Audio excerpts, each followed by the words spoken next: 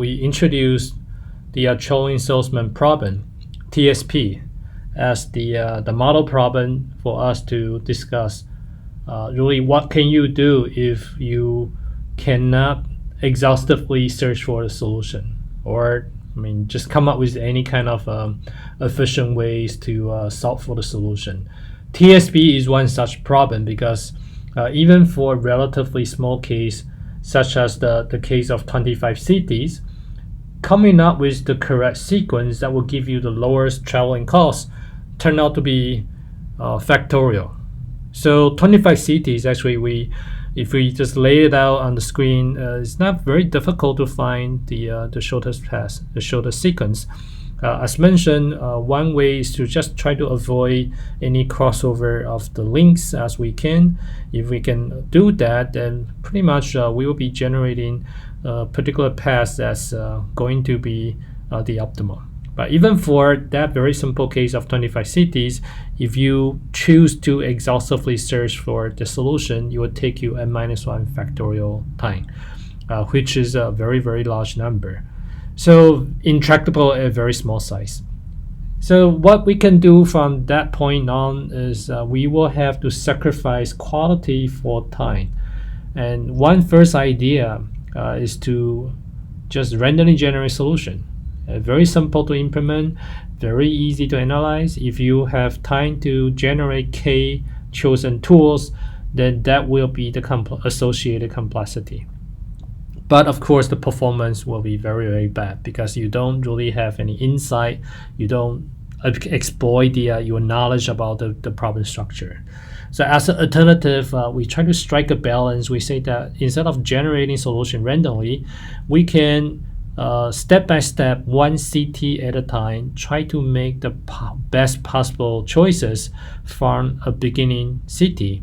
And from that point on, we make the subsequent choices one at a time. And by making choices one at a time, we are breaking the combinatorial explosion of the solution. But of course, the trade-off is that we all know that by using greedy approach, because you only look at one immediate next instance, you will never be able to approach the true optima. So what we will discuss today is a very similar type of thinking. We say that given that we have limited amount of time, how do we limit the amount of time that we spend in the search, but at the same time we can still find pretty good solution? So greedy solution, in a way, try to construct a solution from scratch. One CT at a time, you try to build up a complete solution. But local search approach does things slightly differently. Instead of doing the construction of a solution from scratch, what we do over here is that we start from a solution that's already completed, but may not necessarily be good. We will try to incrementally improve it. We keep improving it until we cannot improve it any further. The advantage of this kind of design, of course, is that whenever we can, if our time permits, we can always try to run more and more iterations. So if you increase numbers of iterations that you run, the solution quality should only improve. And also because when we begin a process, we already begin the process with a complete solution. So anytime that we terminate the local search, it doesn't matter, we always still get the best possible solution that we have discovered so far. This is different from the earlier greedy solution, right? Because the greedy algorithm design is for construction of the solution. So if you terminate midway, you have a partially completed solution. It's not a completed solution. The disadvantage over here, of course, is that because the local search algorithm is an improvement-based algorithm, so where you begin your search actually matters a lot. So as a rule of thumb, if you can try to start with a good solution, for example, to get the best of both greedy solution and the local search approach, one thing you can do is that you can actually use the greedy approach to very quickly generate a completed solution, and then you apply local search algorithm to try to improve it. Or alternatively, if you want to introduce diversity into the local search algorithm, what you can do is that you can randomly generate a lot of starting point, and for each and every generated starting point, you can then ask the local search algorithm to independently improve them. Right? So this is how you can then overcome this disadvantage that we talk about here. So local search algorithm, here are some of the terminology that's very important for the definition of the local search. First, you need a neighborhood. Neighborhood essentially defines the range in which you can actually improve the current solution. Again, you cannot afford to explore all the possible ways where you can improve the solution, because if you do that, essentially you are just doing the pure elimination. So you want to limit the options that you can actually look at, or the alternative solutions that you can look at, by making only usually a local tweak. Right? So in the context of TSP, this is what we call age exchange. You will pick K ages, remove them, and then reconnect them. Those new connections will lead to new tool. And you will only look at the potential movement from current solution to the next solution that's within this neighborhood. So if you execute this kind of age exchange, this is what we mean by K-up in the context of TSP. So we will see one example over here. This is the case where you only change 2 ages. So on the left-hand side, you see that we actually have 2 ages being removed over here. And then after we remove these 2 ages, we reconnect them. It turns out that if your K equals 2, after you remove 2 ages, there's only one alternative way where you can reconnect them.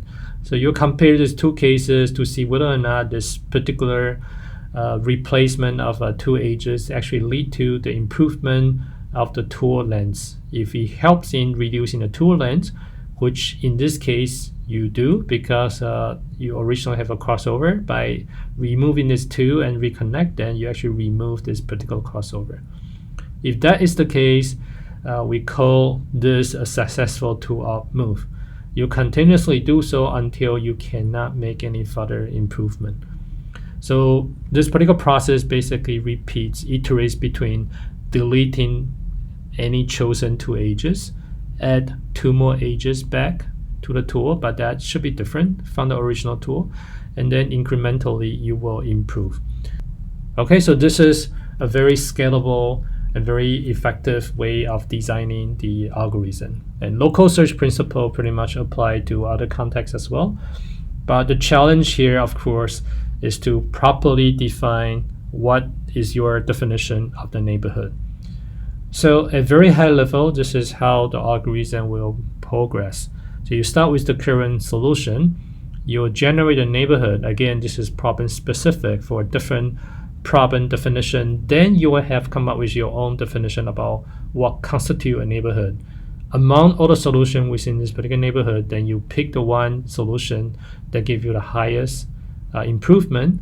Then you will choose that neighbor, and then you update the current solution. You will cycle it until you reach the maximum amount of time, or you cannot improve the solution any further. Whenever the solution quality improvement stops, you will terminate the local search.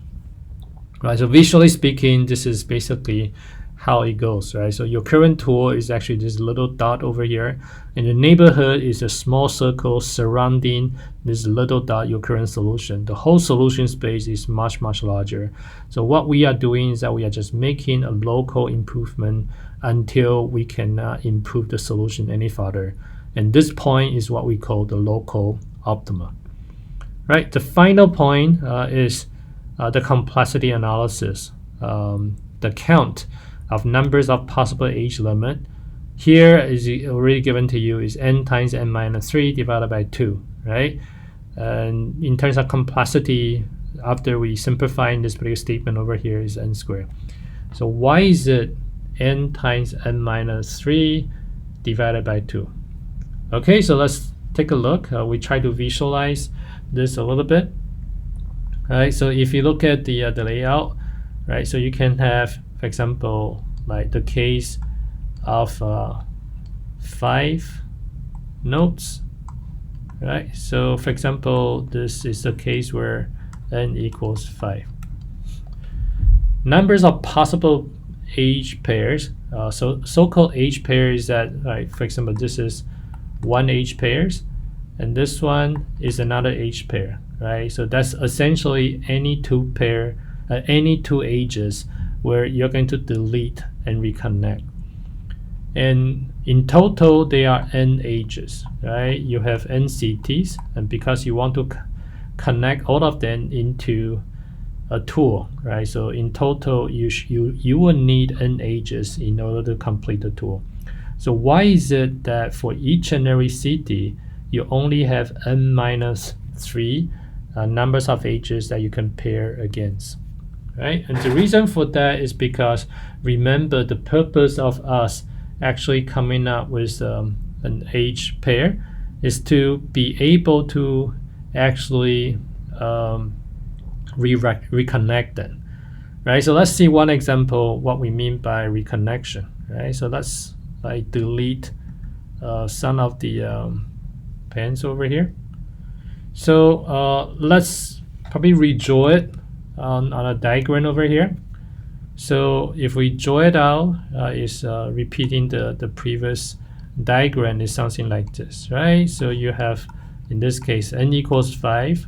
You have n equals 5 ages, right? So if you pick this 2 to be deleted, right? So you can very easily delete this, you can delete this, and then after you delete it, you can reconnect this, right? This of course lead to inferior solution, right? So I mean, in the end, when you evaluate the neighborhood, you will not choose this, right? So for example, this is one valid choice. And the reason why numbers are valid choices is n minus 3 is that, remember, the purpose of deleting the ages is to be able to reconnect. But if, for example, this is the chosen, this is the current age, you are considering to pair up with another age. If you choose this particular age, for example, right, this is the current age, if you choose this age or this age to be paired with the current selection, after you delete them, right, you will run into issues, right? Because if you delete the age that's directly connected to you, and you want to reconnect them, there's no other ways you can do the reconnection, because then you only have 3 different points. To reconnect these 3 points while still maintaining a tool, you pretty much, the only way that you can maintain a tool is to reconnect using the same 2 ages. There's no alternative, right? Here also, right? So if you choose, for example, this age and this age, they are connected. Now after you delete them, if you want to reconnect, again, you cannot do this, right? If you do this, then this is not an age, right? So it's actually impossible to generate alternative if 2 ages are connected to each other. But if 2 ages are at least 1 age apart, then you can always just exchange the endpoint. Originally, endpoint is this one connected to this one, but you can connect this one to this one and this one to this one, right? Then you have a valid alternative that you can compare to, right? So this is the reason why when you look at the complexity for each and every age, and you have n ages, that's the origin of this n over here, you will have n minus 3 other ages that you can pair together. Okay, so the reason why you divide it by 2 is that for this case, this is undirected, right? So if, let me restore the case, right? So you pick this as the first age, you pick this as the second age, right? But when you rotate it to this case, now you are starting from this particular age, right? So you may think that I can choose this age and then pair against this age. This will be part of the n minus 3 valid choices as well. but now you are double counting, right? So for every pair, because you have 2 ages involved, right, it will be counted 2 times. One is to use this age as the basis age. The other is to use this age as the basis age, right? So every age is being counted 2 times. So that's why you divide that by 2, right? So when you combine this, that will be your complexity of n squared. So every iteration you have to do n squared new tools. More specifically, this is the exact numbers of new tools that you can actually generate. If you actually do fixed numbers of iteration, for example, you can set numbers of iteration to be t. Right, so if that is the case, your complexity will be t times n squared. If you treat t as constant, then you can drop it, right? So then it's again really the most important factor over here will be the numbers of ages or numbers of cities, right? So that's why we say that the worst case runtime will be big O n squared.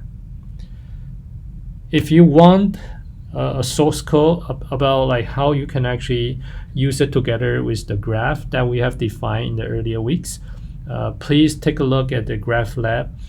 This particular function 2up actually allow you to take in the existing sequence, improve it using 2up principle, and return the local optima. That's all of it, right? So in the upcoming project 2, if you want to begin thinking about what will be the viable choices of the heuristic, 2up is always a good starting point.